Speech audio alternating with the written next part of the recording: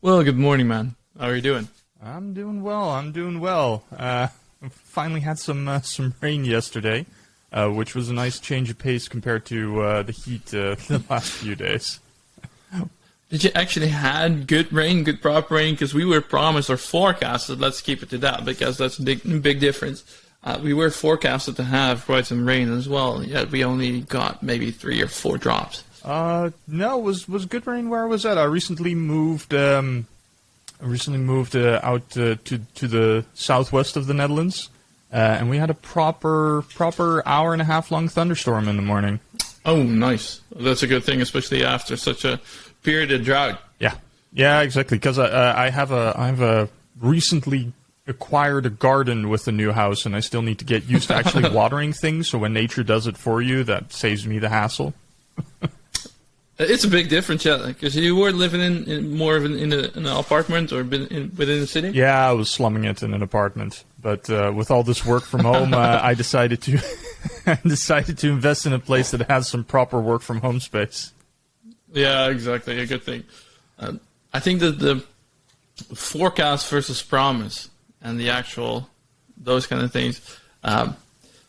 I think that's a good introduction to your book. You and Daniel Vacanti have been working on a great book called Flow Metrics for Scrum Teams. Tell us about it. Yeah, so it's it kind of came about because I'm on the prokanban.org Slack channel as well, because I've been a trainer there for a while, and I've worked with Dan. I think kind of since the development of the original PSK with Scrum.org. And he started asking me kind of random questions about Scrum and about how Scrum teams work with things, and the answers I gave him seemed to make him very upset. In what way? Well, I think the original one was, how the idea of a Scrum board came to be, right? Which is kind of this urban myth that developed at one point, that a Scrum team must have a board with to do, doing, done in their sprints. And then I explained it's actually worse, because what a lot of teams do is they'll break up work into tasks, and this is actually something that's still kind of sideways recommended in the Scrum guide. And so they can have this view on a board and in a burn down chart of getting a lot of stuff done without actually getting anything done, right? Because you're just completing tasks without completing the PBI. And this led to kind of a further conversation of, how do we kind of break out of that? And we got the idea to maybe write kind of a little booklet. We tried to write something before. We tried to write kind of Gunther Verheijen's book, the Scrum Pocket Guide. Absolutely, must read in my opinion. Yeah, I love that book. I recommend it to everyone. It's and he said we should make something like that for Kanban, and so we started work on that. I think early 2020 or 2021. But then I got really busy, and it went all the way to the back of my priority pile, and he ended up writing it with Pratik and Colleen from Pro Kanban. But we still had the idea of writing a book together. So then it was, okay, how about we just write like this concise pocket guide for how to get started with flow metrics for a Scrum team, and maybe kind of break away from this idea of just finishing a bunch of tasks without actually getting anything done, and break away from this idea of story pointing as well. And kind of the community theater that accompanies that. What is it in your experience, in your opinion, that makes it so challenging for Scrum teams and organizations to not to break stuff down in too much granular tasks and all these nitty-gritty details, but actually get stuff done and focus more on the actual delivery of stuff? It's primary school that makes it hard. That's a bit of a convoluted answer, but I've been really diving into behavioral psychology the last few years, right? Trying to get to the point of, well, why do people do all of these strange things? And then you look at kind of the patterns that you're taught from very early on, and one of it is like, and you start seeing this in early primary school, right? You get a test at some point, and you have to study for that test. And if you studied well, then you get a high score. And if you didn't study well, then you don't get a high score, right? And we say these scores are really important, right? Your parents will tell you it's important, and you need to score sufficient in order to proceed in grades and all of that stuff. So kind of from the age of 4, 5, 6 onwards, you get taught repeatedly, hey, whatever happens in life, if you prepare enough and if you do enough studying, you'll do well. And if you didn't do well, that's always the fault of not preparing well enough and not studying well enough. Right? And you repeat this over and over and over and over and over again. And so so people enter the workforce at one point with this idea that the world isn't complex, and that if bad things happen, if things don't turn out the way you expect them to, that's your fault because you didn't prepare well enough, because you didn't study enough. So then you go into development, right, which is software development, hardware development, marketing development, whatever, and, it's not going according to schedule, and we're not going to get it done in time, or we're not going to get it done within budget, or it's not having the effect that we wanted it to. Could it be that the world is complex? No. Because it's you, because that's what you've been taught. Yeah. I get where you're coming from. Yeah, this is actually the connection I've been seeing. My son is actually in that range of ages that you mentioned, 5, 6, 7. My son is 7.5 now. And it's one of the first things that our elementary school, or my son's elementary school, mentioned, well, we're not going to do this CETO test in 3rd grade. I said, well, I may hope so that you're not going to do it. But it's the whole mentality behind it. Indeed, you have to score, because else you won't make it to the next class. And ultimately, that boils down and drills down into later stages in life, because you have to get the best grades, else you won't go to university. You have to perform better, because else you won't make the promotion. And with my son, it's kind of the opposite. We're doing the exact opposite. Like, let's focus on what you like to do and what fits best, and how to make your strengths even stronger and your weakness as well. We'll see with that, because what were the things that you were horrible at? Oh man, so I went to Catholic subject school. in elementary school. So my worst course by far was Bible study, which is probably why I turned into a lifelong atheist.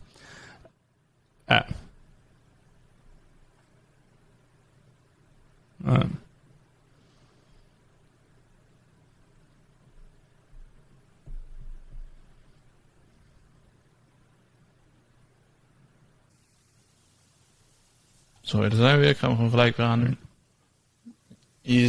Hij gaat verder. All right.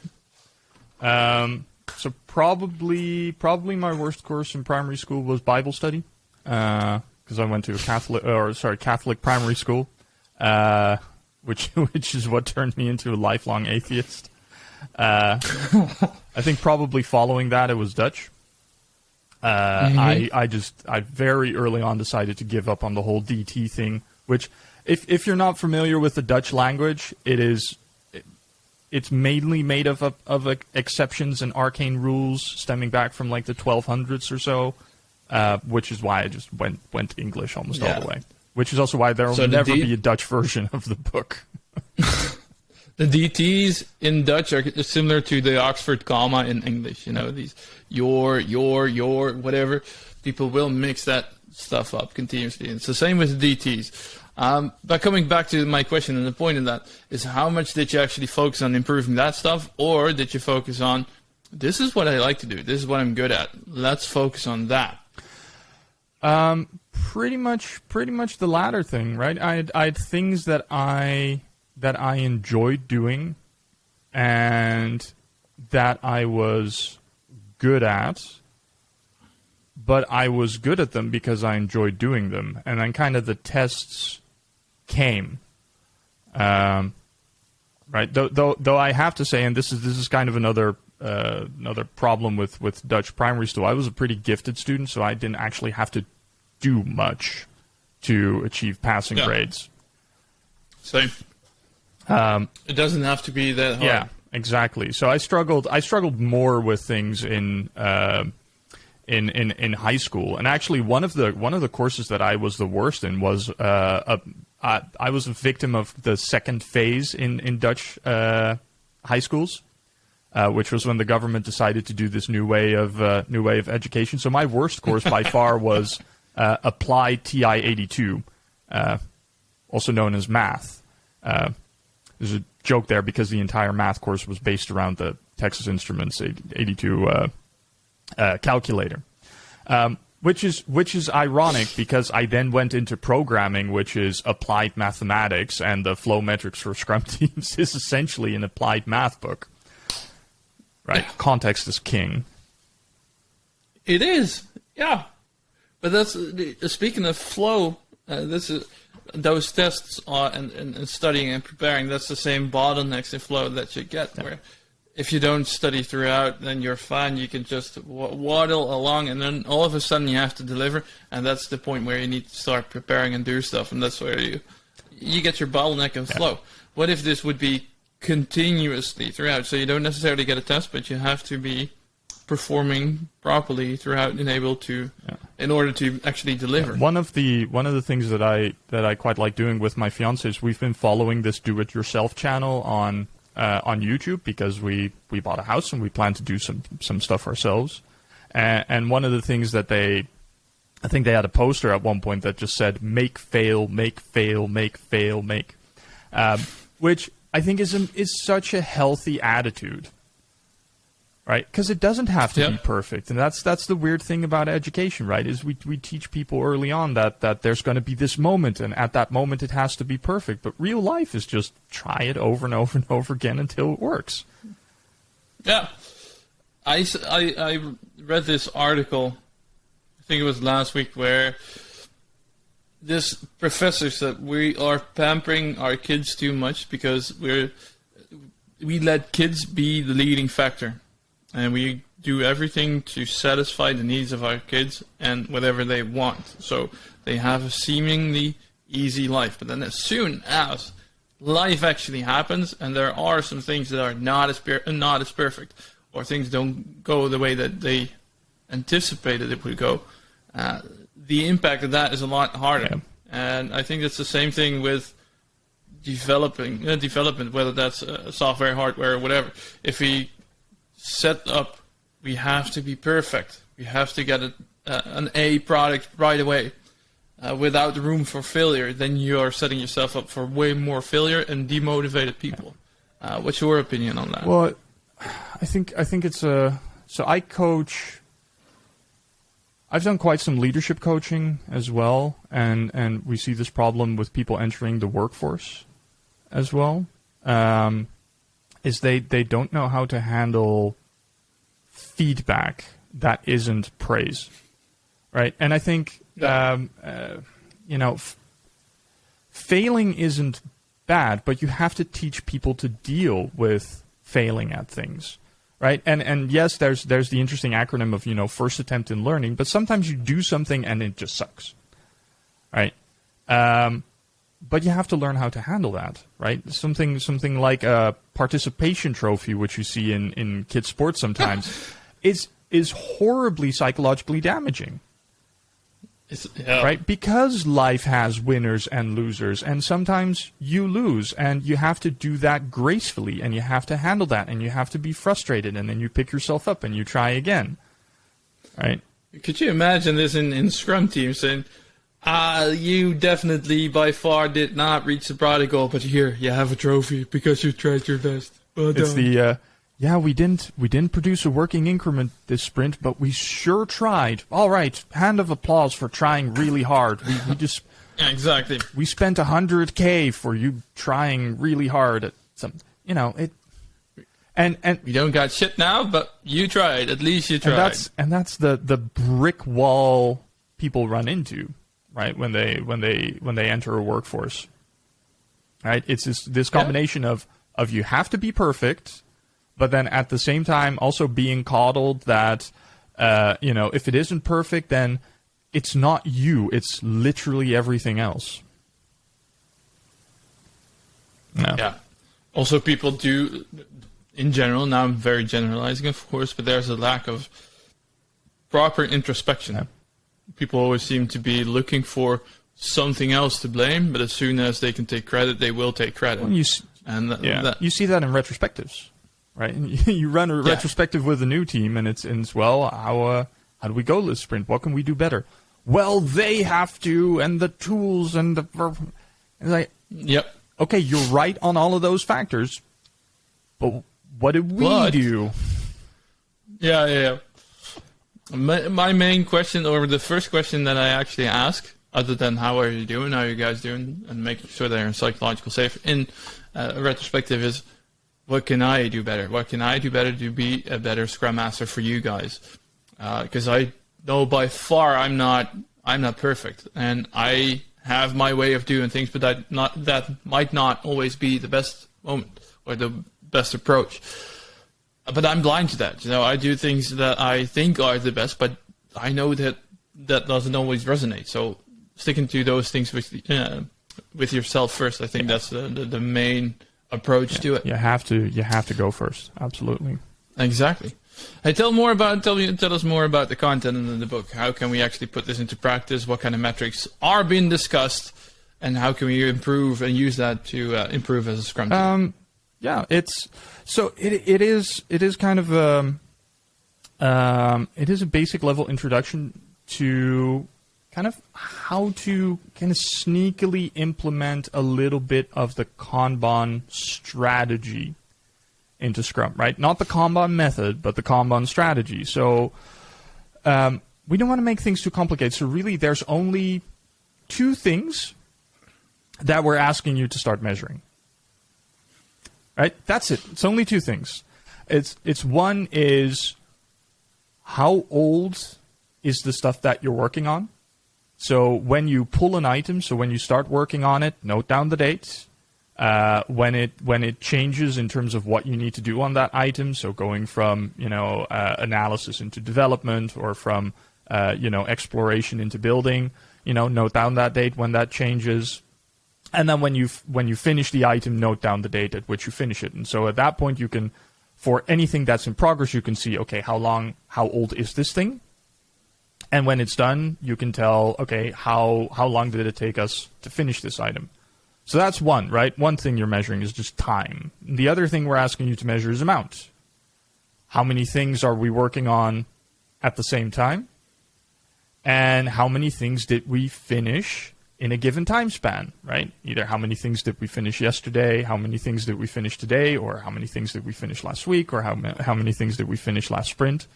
That's it. Those are the two metrics. It's age and its amount. That doesn't sound too complicated yet. It isn't. And the interesting thing that I found, at least coaching teams with this, is if you don't expose them to more complicated or convoluted ways of working, right? Like the much maligned points, or the T-shirt sizing, or function point analysis, or Gantt charts, and those things, and you just say, okay, just measure age and amount. They just go like, really? That's it? It's like, yes, right? And then it turns out that if you're delivering, right, if you're getting things done, then very quickly you have everything you need to govern your process.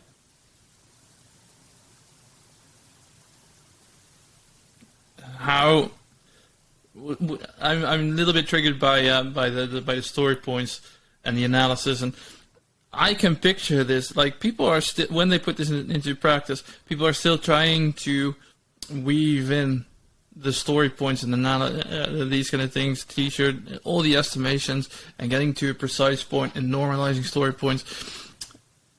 Let's assume people are starting measuring the amount and the time and these kind of things that you just mentioned, yet they're still trying to find this, but we have to do this because Scrum says we have to do estimation, versus let's start with just this. Well, that's the part where Dan dislikes the Scrum Guide a little bit, and I wish it'd be a bit more clear, but I also understand where Ken and Jeff are coming from. The Scrum Guide just says an estimation, right? It doesn't say estimate in hours. It doesn't say estimate in story points. It doesn't.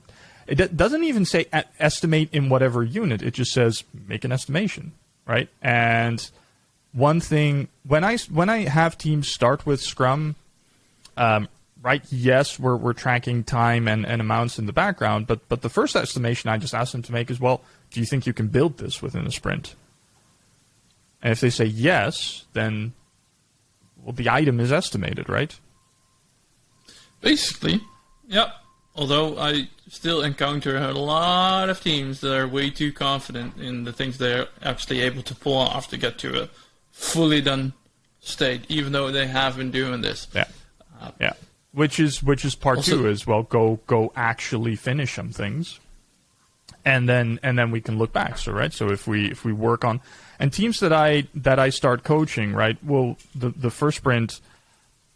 I'm not even trying to get a really full product backlog. I'm just at that point going like, well, our first sprint goal is just to deliver a working increment, right? Get something at least deployed into production. So if that means we just pull one item and we finish that one item, that's good enough for me, right? If we finish early, we can always pull something else. If it doesn't work within the sprint, then it's, oh boy, was our estimation off.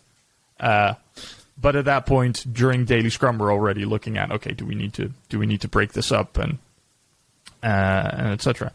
Right? But once you have a little bit of that history, right, that's when you can start looking at some statistics. Now, if you are a team that is doing heavy estimation work, the other thing that you can look back at is, well, how good were our estimations, right? And again, this is the advantage of tracking time, right? And tracking amounts is, if you have a history of doing hourly estimations or T-shirt estimations or story point estimations or whatever, and you lay that next to the actual time it took to finish things, every team I've worked with has found almost zero connection between those things. No, true. Yeah, there seems to be a very persistent stigma that these two are tied together. It's the fact of the matter is we suck at estimating. Yes. I mean, I know you're, roughly 185 centimeters, maybe 190. It's been a while since the last time I saw you. But yeah. I do know, that's probably going to be off, but I do know that you're definitely at least a foot taller than my wife. Yeah. But still, we're trying to make this exact estimate. You know, I've seen entire companies try to normalize story points and push that into hours and money and all these factors that don't matter. Yet, if people are treating it like this becomes the stigma, or this is what is being tied to Scrum, and therefore this becomes Scrum in that organization. How do you break that? And it's the same with, for instance, the Kanban method versus Kanban. What was it, mentality strategy, that you just mentioned? Strategy, yeah. It's so. If you'd had asked me 3-4 years ago, I would have said it's teaching, right? It's teaching and it's showing. Right? We have this example in the book, because what people also don't get with estimating is you're not just estimating one item, right? When you're working in a sprint, you've got a bunch of estimates and assumptions that are collapsing into each other, right? This item has to be estimated correctly. This item has to be estimated correctly. This item has to be estimated correctly. Our presence has to be estimated correctly. Our velocity has to be estimated. So all of these things compound, right? And we have this example in the book of, there's a meeting that's planned and 12 people need to attend, and all 12 of those people have a 50% chance of being on time. That's optimistic. Right? And so you ask the question of, what's the chance that meeting is going to start on time? And people will go, oh yeah, it's 50%. But the reality is it's 50% times 50% times 50%, right? 12 times long. So the chance of that meeting actually starting on time is almost nothing. Yeah, it's horrible. And this is you run into this with the Scrum team, right? Your sprint planning is just all of these compounding guesses that are adding up, which makes it, which if you're very ambitious, right, and you're like, okay, I'm going to plan to the max of my velocity, it's a bit of a gamble as to what you're going to get, right? Which is why a lot of mature teams will be quite conservative in their estimates. But in order to be conservative, you have to spend a lot of time, right, looking at work and trying to break it down and making it simpler so that margin of error becomes smaller and smaller, which is what in turn will lead to tasking. What Dan found and what some of the other brilliant minds in kind of that common community found is that, hey, but we can use probabilistic analysis, which is, from the 1600s, right? This is old Buijsbelot stuff and that kind of stuff is. No, it's not Buijsbelot. It's someone else. Blaise Pascal. That's the one. Blaise Pascal. I get you. Right, is we can use some of that math to make that that process a whole lot simpler, right? And so instead of teaching people about, hey, here's how forecasting works, and everyone go read Annie Duke's book on thinking in bets and all that stuff. That's all very, very active thinking. Whereas, our intent was kind of, here's a way of working, and here's some probabilistic math that you can use. That's not going to take you much time. It just makes the whole process a whole lot simpler, so you can just get to work, right? And that's really also what drew me in there, because I've been looking a lot at how to use kind of that system one thinking and those nudges a lot more. Is how do we get people to stop thinking so much about how to do the work and the process, and how do we just get that process out of the way so they can just focus on the work, right? And that's where Monte Carlo that just says, hey, there's an 85% chance of finishing at least 10 items this sprint based on previous achievements. Just go like, all right, I'm just going to pull 10 items, and then we'll right size all of them, which is also a process of seconds, right? Do we think we can finish this? Blah, blah, blah. And then you're good to go, right? And it doesn't get in your way. We tend to overthink quite a bit. Oh, man. And be way more optimistic again than we can actually deliver. I ran into this example a month and a half ago where one of the Scrum teams that I was working with estimated in their sprint planning we can do about 75 product backlog items. I was like, I don't think No, I don't think you can pull this off based on what I've been seeing. But they don't measure exactly what they're doing. So that was my first. This was a team of like 50 people working for a month, or yeah, maybe 7 in 3 weeks. So I was like, yeah, that's not gonna happen. I mean, this is your unicorn, right? It seems cool, never gonna happen. Yeah, we can do this. We can pull this off. I said, all right, I'm on the verge of going on my holiday. Let's see what happens when I get back. I don't think you're going to be done by then, but let's see. And indeed, they were able to finish 24 items instead of 70, 75, 76. And even those 20-ish, they were still not fully done. But they were so optimistic about their own ability. Like, yeah, we know exactly what to do. And not taking into account, the flow of stuff that goes, how it goes from analysis to actually getting done, but also not taking into account the fact that things can change along the way. That the work is way more complicated than they originally thought. They didn't actually proper estimate or think about what it is, what the items are, and what they needed to actually in-depth do. So they didn't refine sufficiently. And if I go to the website of prokanban.org/Scrum Flow Metrics, it already says flow metrics for Scrum teams because story points were never part of Scrum anyway.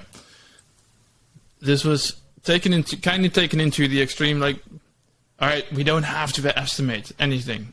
So that's the So there's a whole school of thought around this, right? And the hashtag no estimates movement. And there's a lot of stuff that gets conflated into it, because there is a group of people that says, okay, estimation in of itself is already wasteful, and you should just be working and you should just be building stuff. Personally, I think that goes a step too far, but to each their own, and they've had some successes. When you're using flow metrics and you're using what we call the surface level expectation, which is what we explain in the book, we're not saying you don't do estimation.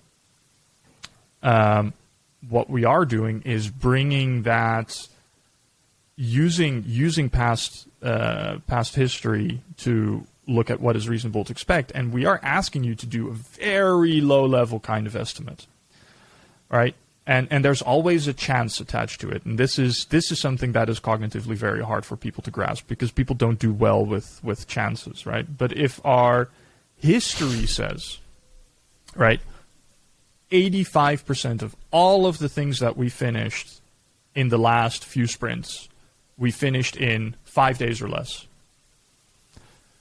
Here's a new item.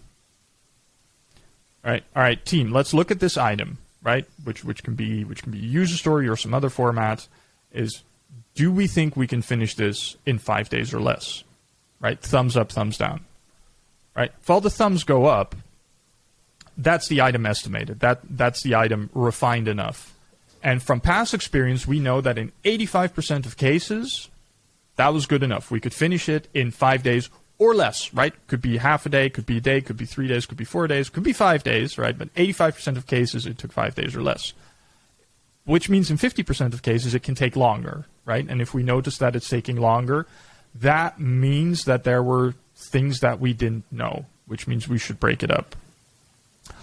Right? And at the same point, if someone puts their thumb down, right, I'm not sure if we can finish this in 5 days or less, then it warrants a deeper look, and then you break it up before you pull it. Right? But it's those percentage chances that give you that flexibility, but that's also acknowledging the reality that, hey, in 15% of cases, it took longer, and in some cases, it took a whole lot longer, right? But we can track every day if that item is behaving like items in the past. And so if we start seeing it getting older, right, if it's 1 day old, well, it's fine, you know. Again, if it's 4 days old, and 85% of all of the stuff we finished in 5 days or less, and this item is 4 days old, and it's not already in kind of the final stage of development, right? We're still busy analyzing it or that sort of stuff. That's a problem, right? That's something that we might want to swarm on as a team and see, okay, what did we not take into account here?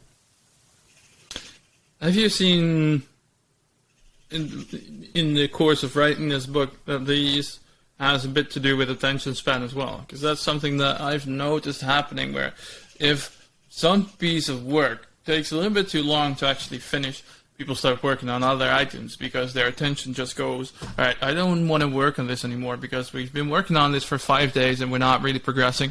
Let's pick up something else. Yeah. You know, it's not the fun thing anymore, right? It's the problem case. And it's not a novelty. And it's very easy to kind of just shove it away because we want that dopamine hit from finishing something. Yes. Right, so it's, I'll finish something. And meanwhile, that thing is aging. Whereas, so yeah, I've definitely seen that. And this is where discipline comes in. And that's not what we teach in the book, right? The book says, you know, if it gets too old, here's a bunch of tactics you can use. Right? It's look at where it is, look at how it's behaving, look at how old it is, and if it's too big, here's a bunch of things you can do to break it up. And when you break it up, that means there are things you can do to finish. But what you don't want to do is just leave it there because, well, if it wasn't valuable, you wouldn't be, or if you didn't think it was valuable, you wouldn't be building it in the first place. Now, on the other hand, if you've been working on it for 20 days, right, actively working, not ignoring it, and it's still nowhere near getting done, and there's no way to break it up, then you need to have a different kind of conversation with your product owner and saying, hey, we're already this deep into the investment. We're not seeing a way out to just want to scrap this feature.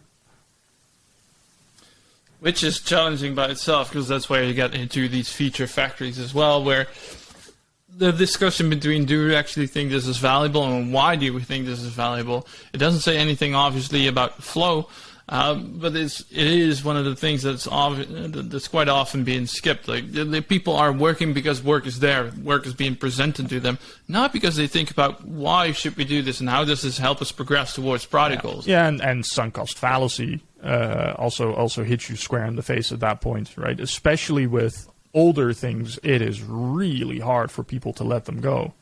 I remember my friend Ryan once, I think, told me about a presentation he did at a conference where he just asked people to raise their hand if they had items in their backlog that were over a year old.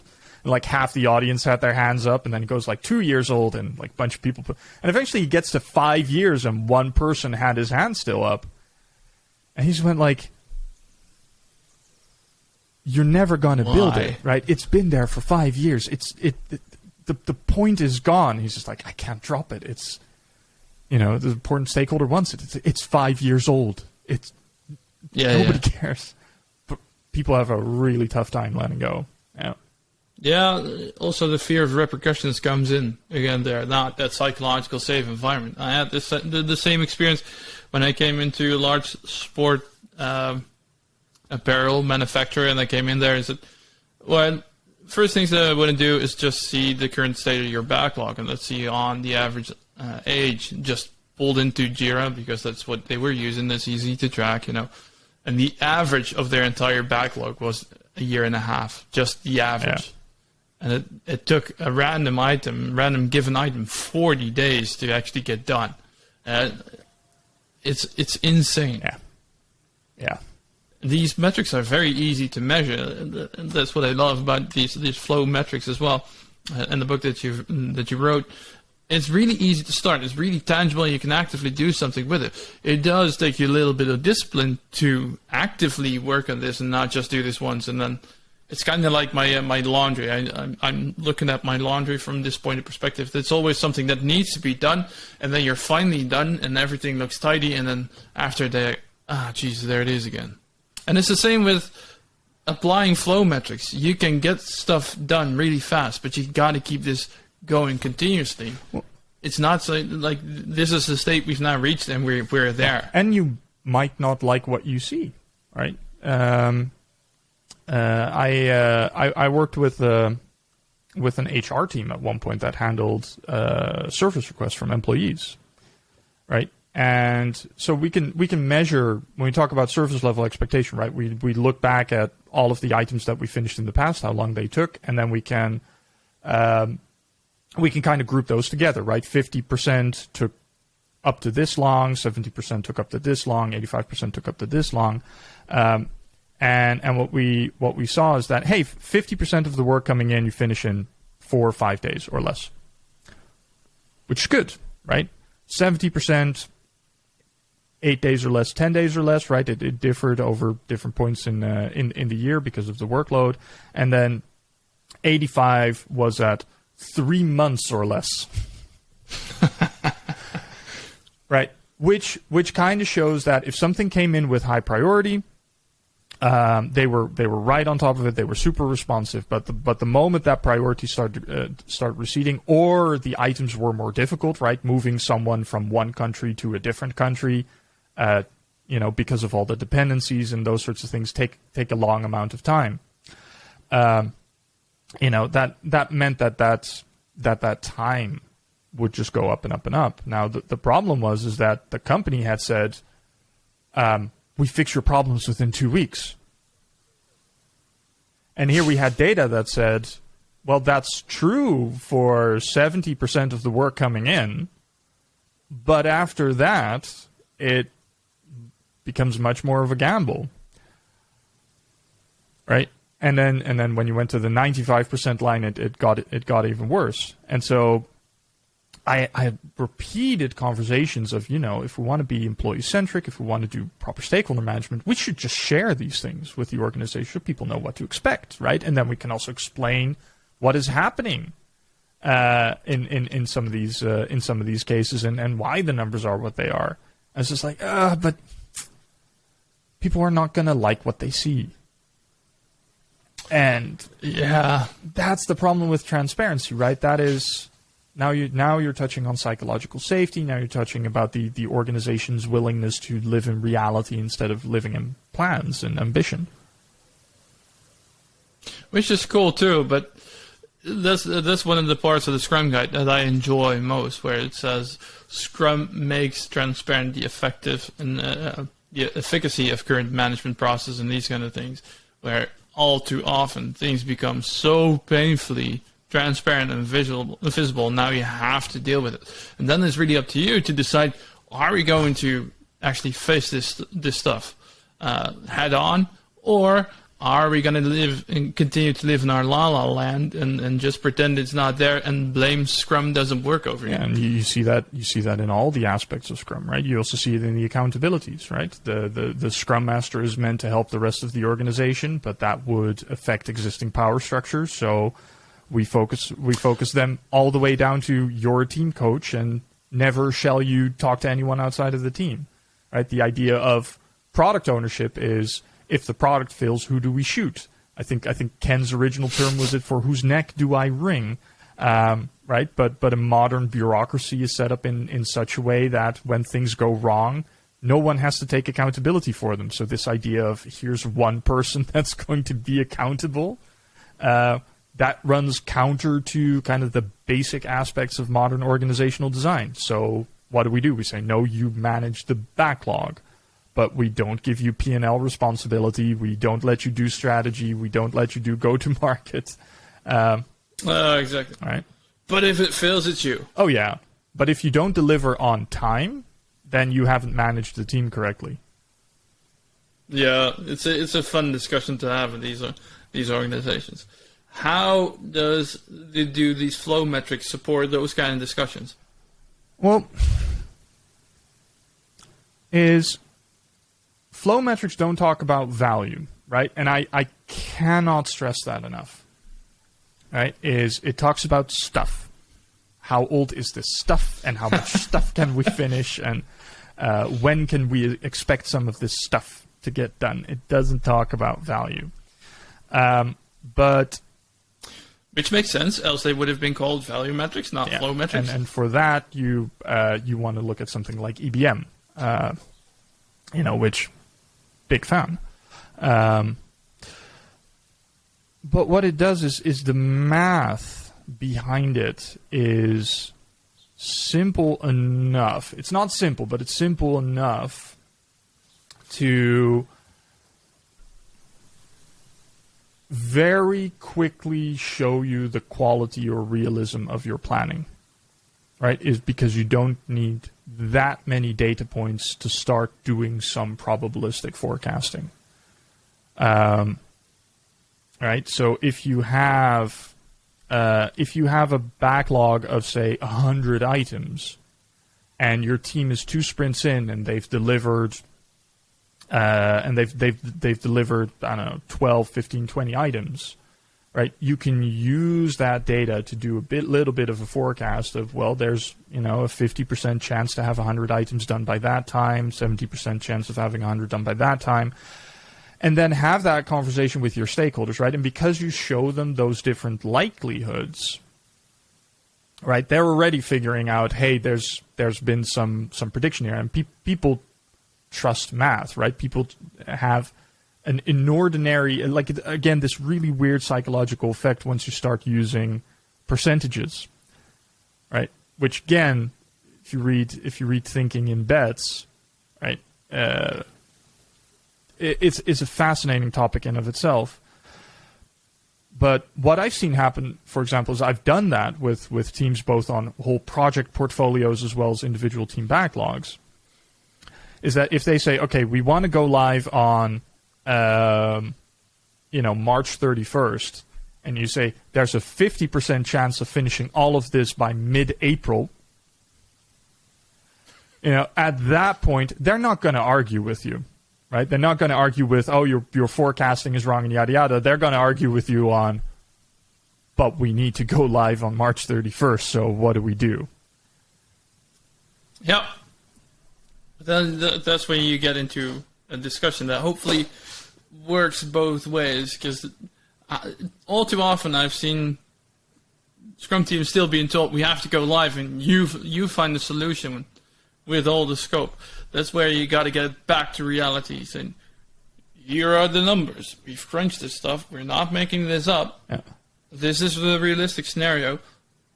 You also feed us with the right information, and the product owner can get to decide what to release and what not to release. And the numbers are live, right? Again, these calculations are so simple that with every item you finish, right, you can run the calculations again on that new data set and get an updated view.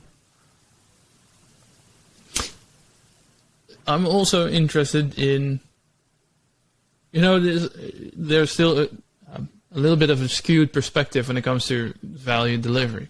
And that comes back to that tasks, a lot of tasks, and the dopamine shot. And the dopamine shot is kind of like the runner's high, where people who are running after a little while get into this high mentality with a lot of dopamine shots. And I feel that's the same thing with developers, where you have the developer's high. Just make it seem that you're delivering stuff, deliver tasks, finish tasks, and then you get it fed the dopamine shot, and it appears that we're actually delivering a lot of stuff, which you're not. You're just checking off boxes of tasks that have been fulfilled. How to make that discussion transparent on what is actual value, and how are we creating an impact on the things that we want to do, rather than, oh Jesus, here's such an amount of tasks that we finished. Look at all these numbers. You have to acknowledge where it comes from, right? And again, that is kind of the eye-opening thing once you get into the psychology behind it. Is people have an instinct for self-preservation, and they will take whatever is the cognitively easiest route, right? Which doesn't necessarily mean the easiest work, but the cognitively easiest route to get to that self-preservation. Now, it turns out it is really important for people to have a sense of accomplishment, to have a sense of meaning, right? From the positive side, this is very much covered by Dan Pink's Drive book, right? We're looking for autonomy, mastery, and purpose. But I would argue the better read on this field is Johan Hari's book on lost connections, which goes into the causes of depression and anxiety. And what he found is, and what I see, is that a lot of that is related to the working environment that they're in, right? You have to have a belief that what you do matters, right? And that you're getting better at it, and that you're getting recognition for it, and that you have an impact, right? Is we want our work to have meaning. And so if you're a developer and you don't get to see the final product because all you're building is a component, and you don't get to talk to actual customers because there's 4 people, 5 people behind you and the customer, and you don't get to see it actually work because all you deliver is a piece of work that someone else will then test for you further up the chain, then that is an incredibly unhealthy environment to be in, because you're just on a treadmill, right? You're not getting anywhere, you're not seeing anything. So your mind defends itself, right?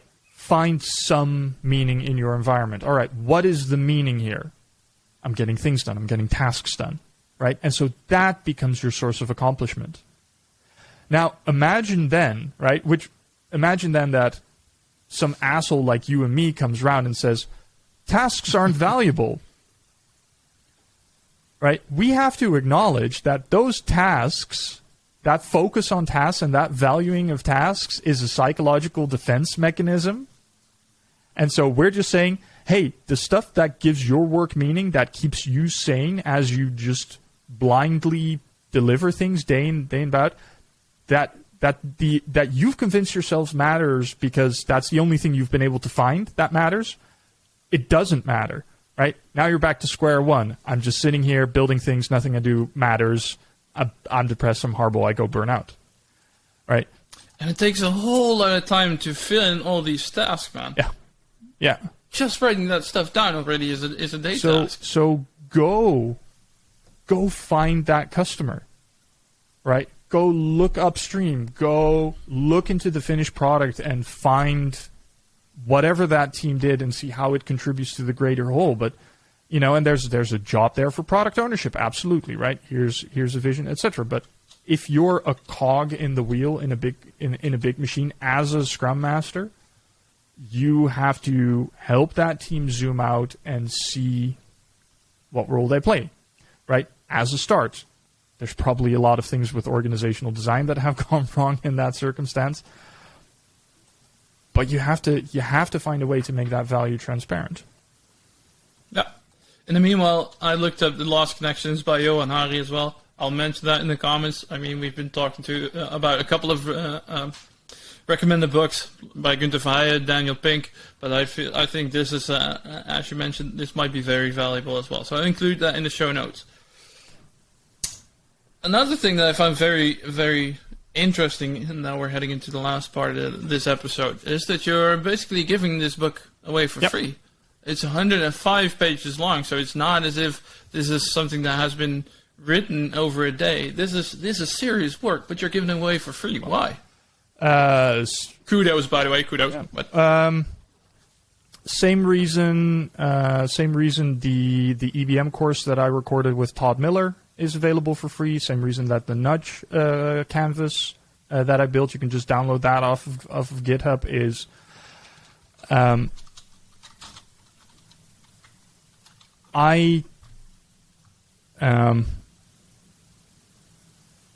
Scrum and Kanban and all these ways working to me are things that are meant to support teams, right? Building things, right? Build great things. Build things that you're proud of. And when the process becomes more important than the product that you're working on, right? When Scrum or Kanban or EBM or org design or change management becomes a burden, something that takes up your mental space in a day, that's missing the point. So we wanted something that was accessible for people, right? Something that, hey, here's a thing, go try it out, go use it, and then hopefully you'll find that your conversations with your team are much more to the point. The amount of time you have to spend on process goes down a lot, and you can focus on building good things, right? That's one part of it. The other part of it is,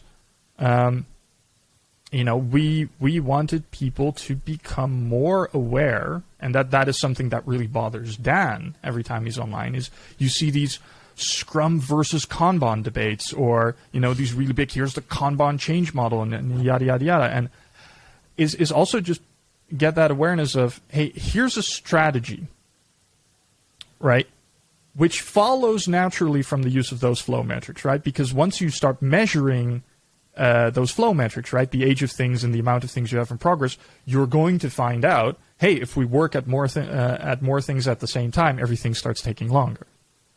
Right? If we're not actively managing work in progress, then things can just age unnaturally and they start losing value and they start blocking our process. So here's a strategy for doing Kanban, which is super lightweight, which fits without any issue into Scrum, which is what we teach in the PSK, which will fit into even traditional project management, or which can be used as its own. That is much lighter weight, that is much more effortless, that you can start applying. That, again, will make your life a little bit easier. So we hope that it also just interests people a bit in what Pro Kanban has to offer. If you're not the kind of person that likes reading a book and trying it on your own, here's a bunch of other sources and even classes available that'll help you put this into practice. So to not be hypocritical, there's a little bit of marketing in there as well. Yeah, well, of course, that's behind every book. It's to get something out, but still, I think it's very commendable that you're basically giving this away for free. While it's a crap ton of work to write a book. I mean, I'm now in the endeavor with Brian Brook to write a book, and it's an insane amount of work. And to give this stuff away for free I think is really cool. I think it's also very interesting how people perceive Kanban versus Scrum, as if they're not mutually connected, or you can combine those. PSK, Professional Scrum with Kanban, is the perfect example that you can use both together. It's also not staged. I saw this bank recently over here in the Netherlands that they were going now to Agile 3.0. And Agile 3.0 in their case meant they're now doing DevOps, and they got rid of all the Scrum Masters. As before, Agile 1.0 was just doing Scrum. Agile 2.0 was going to Kanban, because obviously that's the stage that you're looking for. After you've done Scrum, then now you can do Kanban, because apparently that's a step in the ladder. And now they're doing DevOps. It means all the other things tried before are inferior, as if Scrum and Kanban are now inferior to DevOps. So it's a really interesting take on things. Yeah, and the interesting thing there is that it's so process focused, right? Whereas agility is, we overcomplicate it, and there's lots of, you have to do Scrum, you have to do Kanban. No, you don't, right? Agility is you deliver frequently, right? Frequently enough so that the cost of wrong assumptions isn't too big, right? Because you're going to have wrong assumptions because you're in a complex field. You deliver quickly, you adjust course based on what you see, so your scope changes as you discover more, and you get a little bit better at that continuously. That's all it takes to be agile, right? Deliver frequently, change course very frequently, and get better at it, right? So that your risk is low and so that your returns are great, right? And this is something Knieberg also says in his Agile Team Health Check, which is a little bit outdated for the stuff it checks for, but those three things hold, right? That's agile. Now, Scrum can help you in that. Deliver frequently, inspect and adapt. Kanban can help you with that. Deliver frequently, inspect and adapt. Though it requires a bit more discipline for those last two. You can use a combination of each. DevOps, hey, again, really good complement to that. But you can do Scrum and Kanban and DevOps without being agile. Oh, definitely. Right? And so the process, when you're so focused on the process, that's often an excuse for not hitting that thing. So with that bank, I'd be really curious to see what their release frequency is. I have no clue, but I'm just also curious behind the mentality. Like, why are you so focused on finding that silver bullet for your organization that you don't have to work anymore for it? Yeah. Like, it feels like they're trying to put a process in there that's magically going to fit and create all the solutions, instead of having a good look at what do we need to change as an organization, and how do we potentially need to change our organizational structure, rather than, all right, here's the thing that we're now going to try, and that's going to magically fix all of our lackings. Yeah. Anyway, that's a whole different discussion. Last question: where can people find you? Where can people interact with you? Outside of, obviously, the Mastering Agility Discord community. Probably the easiest way to get in touch with me is through LinkedIn. I check things every so often. I have a GitHub where I occasionally share things. So there's a Nudge canvas on there. There's going to be an EBM canvas on there as well at a later point this year. I occasionally work with Todd and Ryan over at Agile for Humans. So if you're over in the Americas, that's also a community. And I occasionally teach classes through different organizations in the Netherlands. So yeah, hit me up. There's also a website. I honestly haven't updated that website in a while, so probably if you want direct contact, LinkedIn is your best bet. Let's go for LinkedIn. I'll include it in the show notes. Well, good luck with your new house. Thank you very much for being here. Thank you, Sander.